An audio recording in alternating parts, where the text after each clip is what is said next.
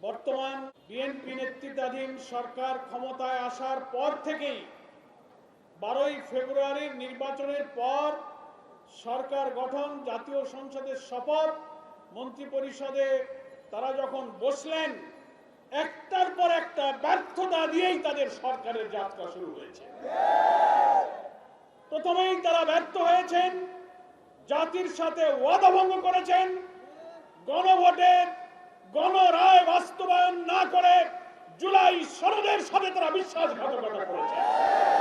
নিজেরাই গণভোটে হ্যাঁ ভোট দিতে বলেছেন, ওনারা বলেন আমরা হাতে ভোট দিয়েছি, আবার সেই গণভোটকে অস্বীকার করে জনগণের সাথে তারা দ্বিচারিতা করে ওয়াদা ভঙ্গ করেছেন, ব্যর্থ হয়েছে।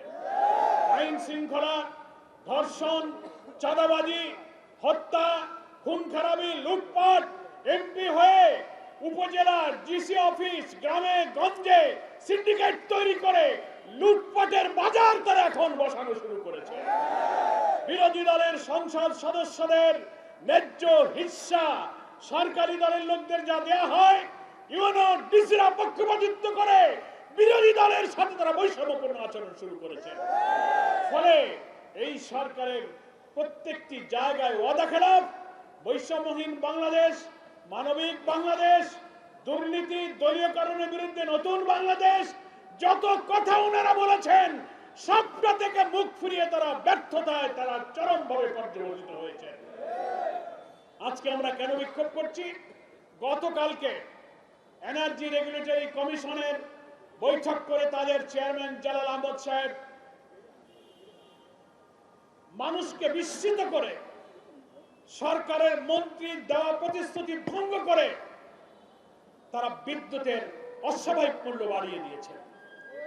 তার সাথে সংশ্লিষ্ট আমার নেতৃবৃন্দ বললেন, বিদ্যুতের মূল্য বাড়লে গার্মেন্টস, কৃষি, সেচ, শিল্প, বেচাকেনা, মানুষের ব্যক্তিগত জীবন, শিক্ষা জীবন, পরিবহনের প্রত্যেকটি জায়গায় বিদ্যুৎ না হলে জনজীবন থাকে না। প্রত্যেকটি জায়গায় এই মূল্য বৃদ্ধির নেতিবাচক প্রভাব পড়বে।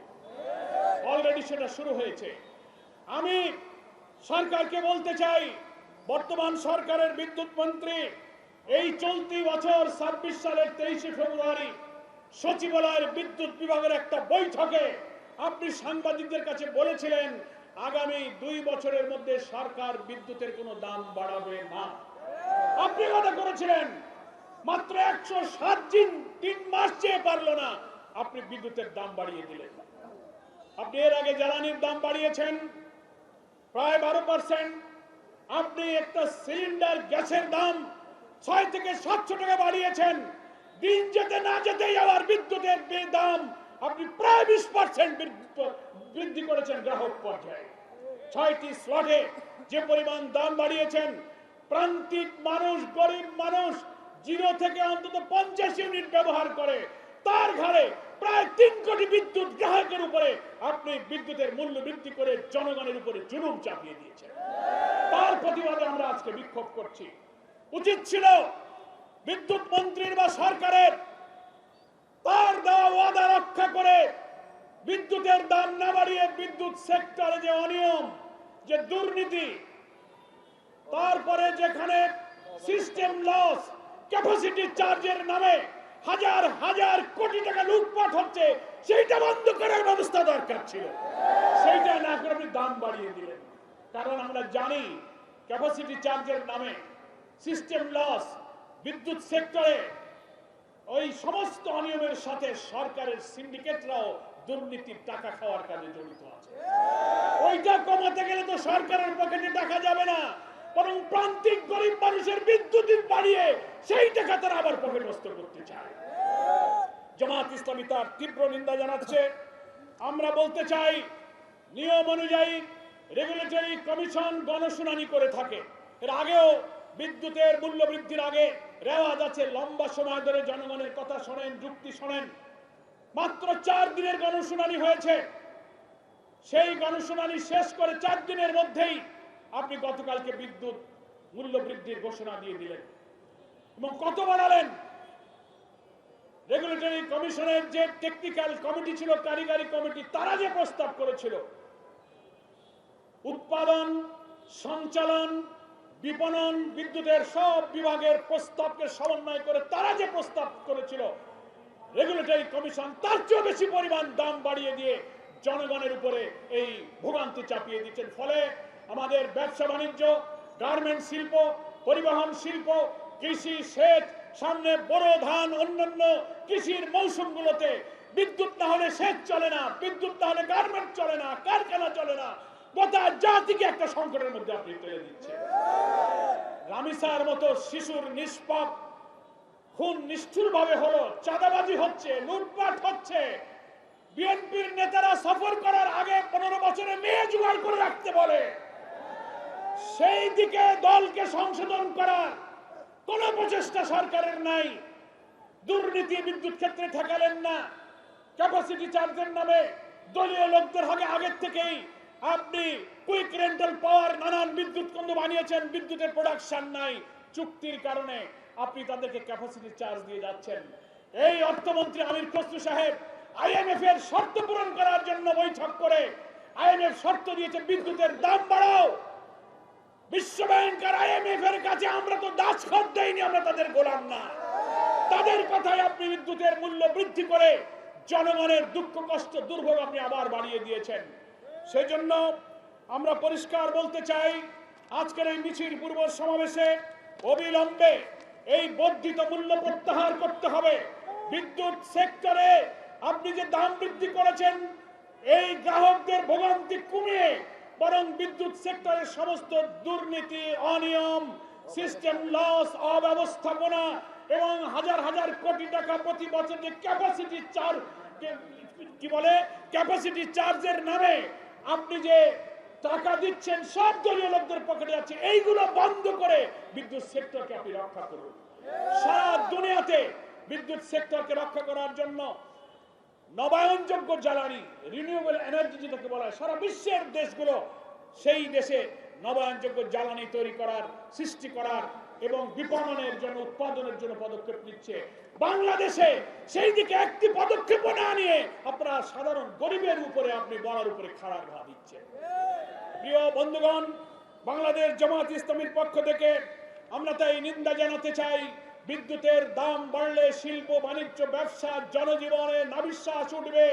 একের পর এক 2 বছর মধ্যে আপনি দাম বাড়াবেন না কথা দিলেন, 3 মাসের মধ্যেই দাম বাড়ালেন। সামনের 5 বছরে জনগণের রক্ত চুষে আপনারা হয়তো খেয়ে ফেলবেন, সে ব্যাপারে জনগণ কিন্তু আতঙ্কিত।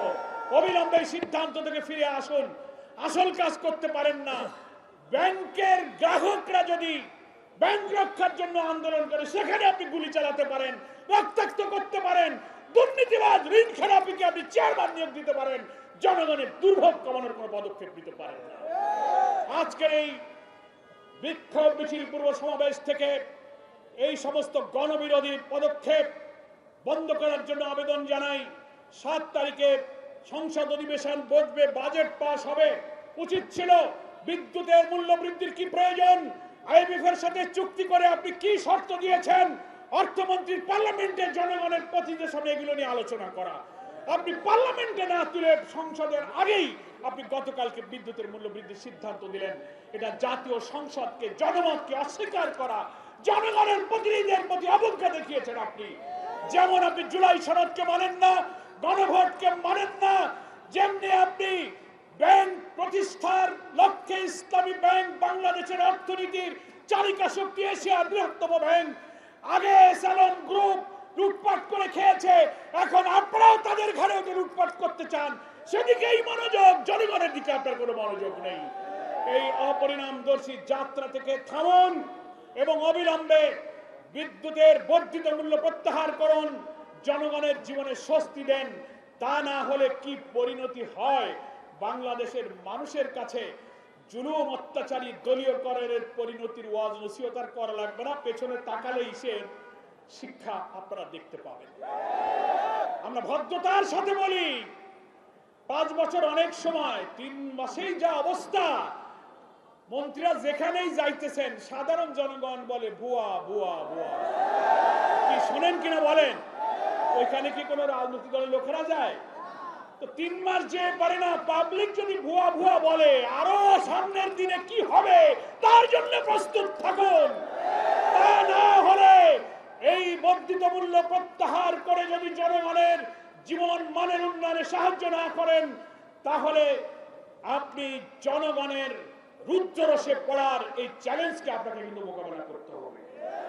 সময় আছে, আপনি স্বাভাবিকভাবে দেশ পরিচালনার জন্য যদি প্রচেষ্টা চালান, আমাদের প্রিয় নেতা জাতীয় সংসদ আমাদের বিরোধী দলীয় নেতা ওয়াদা করেছেন সরকারের সকল ভালো কাজে আমরা সাহায্য করব, গঠনমূলক দায়িত্বশীল বিরোধী দলের ভূমিকা পালন করব, কিন্তু জনস্বার্থবিরুদ্ধ অন্যায় কাজ, অনাচার, পাপাচার এবং স্বার্থ বিরোধী অন্যায় কাজের তীব্র প্রতিবাদ আমরা করব।